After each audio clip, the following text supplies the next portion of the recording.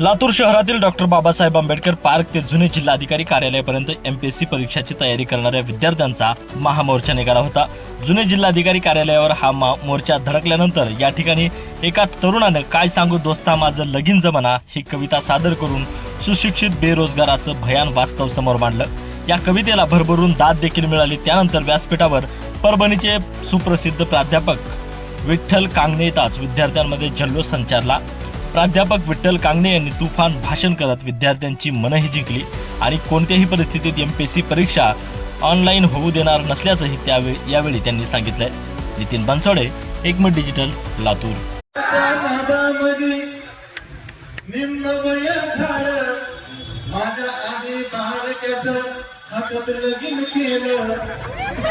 Online paper काय सांगू दोस्ता माझं लगीन जमाना। एमपीएससी करून करून हाडाची झाली काठी, एमपीएससी करून करून हाडाची झाली काठी। पेपर फुटे मुळे झाले 200 तलाठी। काका शिवाय पोरगी मला हाक मारीना।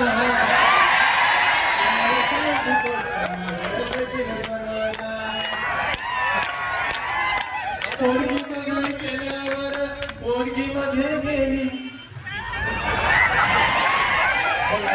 कोणत्याही पोरीचं एक स्वप्न असतं की बाबा आपलं घर कसं आहे आणि पोरूला लागणारच आहे।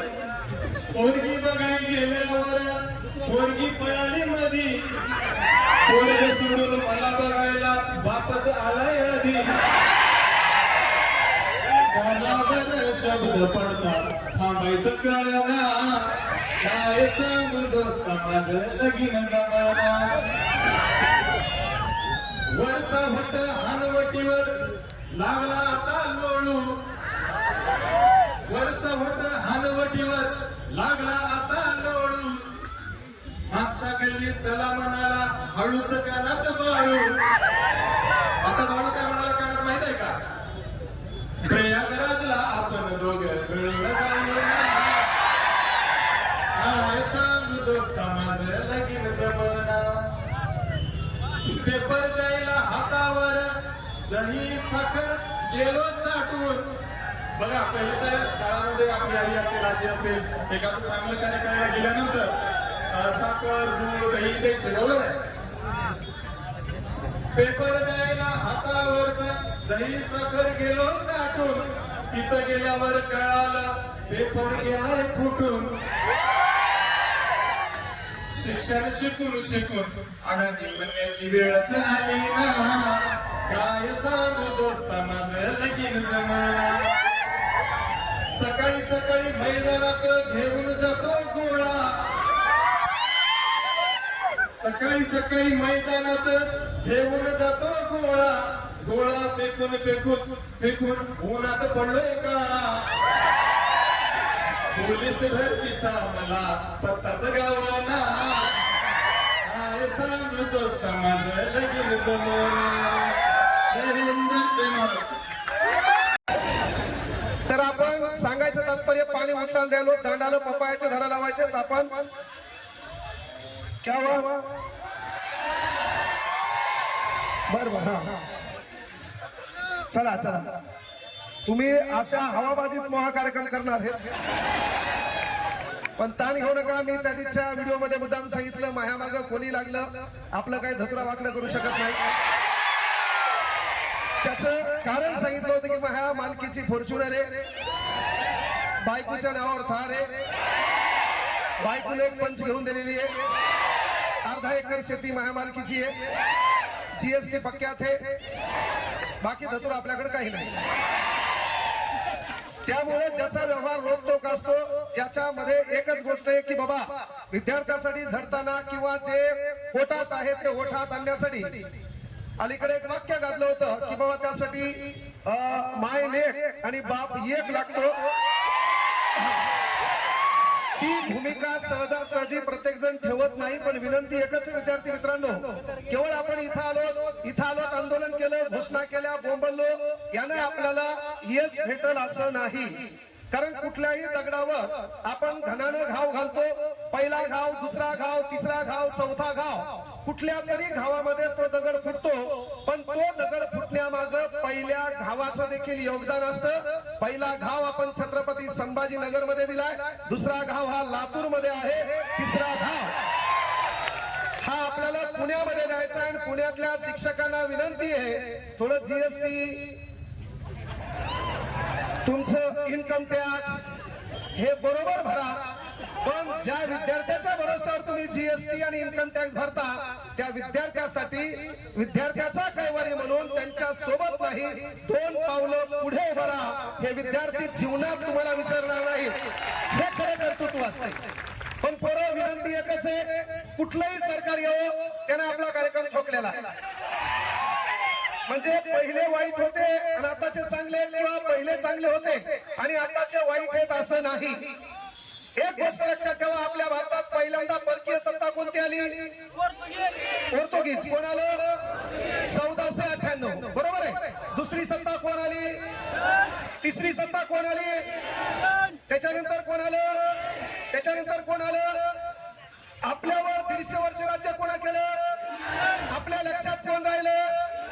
उदाहरणार्थ, एखाद्या हॉस्टेलमध्ये एखादा मास्तर लय ताण देतो, पोरांनी त्याच्या अंगावर शाल टाकली, त्याला दन हल्लं आणि शाल काढल्यावर त्याला जे पोरग दिसलं ते होतं इंग्रज.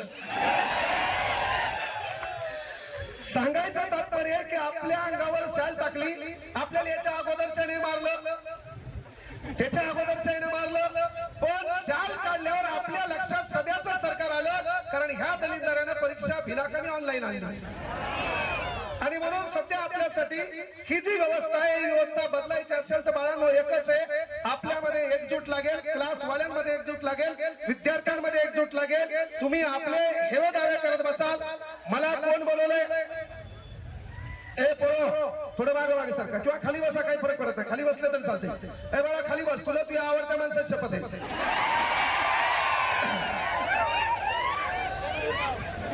हा आवड,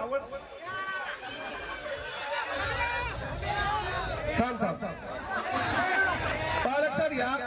हा आता काही तुम्हाला तुमच्या आवडत्या माणसाची शपथ म्हणल्यावर ते तानात आलं, आपलं तर इकडं तिकडं कुठंच काही नाही. असं सांगायचं तात्पर्य, मूळ मागणीचा उद्देश बाळांनो, आज जर आपण जागे झालो नाही, आज आपण एकत्र आलो नाही, आपल्या मागणीसाठी बोललो नाही, तर येणाऱ्या काळात माझी एकच विनंती आहे, मायबाप सरकारला, मुळात तुम्हाला मायबाप म्हणावं एवढी तुमची लायकी नाही. पण विनंती आहे की बाबा, की राज्यघटनेच्या भाग क्रमांक 4 मध्ये राज्याची बेरोजगारी कमी करणे तुमच्या हातात आहे, राज्यातल्या युवकांच्या हाताला काम देणं तुमच्या हातात आहे, राज्यातल्या युवकांच्या हाताला रोजगार उपलब्ध करून देणं तुमचं काम आहे. मागे तलाठी भरतीचा गोंधळ झाला आणि तलाठी भरतीचा गोंधळ झाल्यावर पहिला आवाज आम्ही उठवला. 16 जानेवारी 2024 ला पहिलं आंदोलन छत्रपती संभाजीनगर मध्ये क्रांती चौकात आम्ही केलं. अनेक पुरावे तलाठी भरतीच्या पेपर फुटीमध्ये होते, पण मायबाप सरकारमधला एक मंत्री आम्हाला म्हणला, आम्हाला पुरावे दाखवा. भाऊ, ज्या ठिकाणी सेंटरला आम्ही गेलो त्या ठिकाणी सीसीटीव्ही तुहा होता.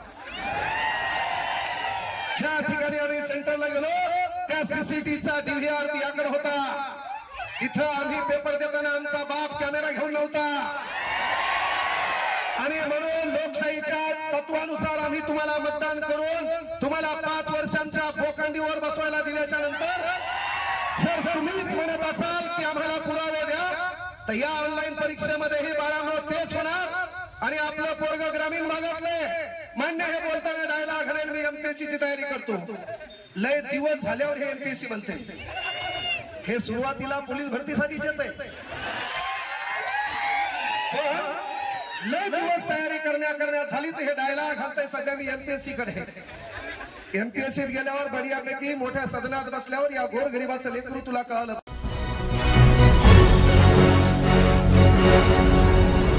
Thanks for watching Ekmat Digital.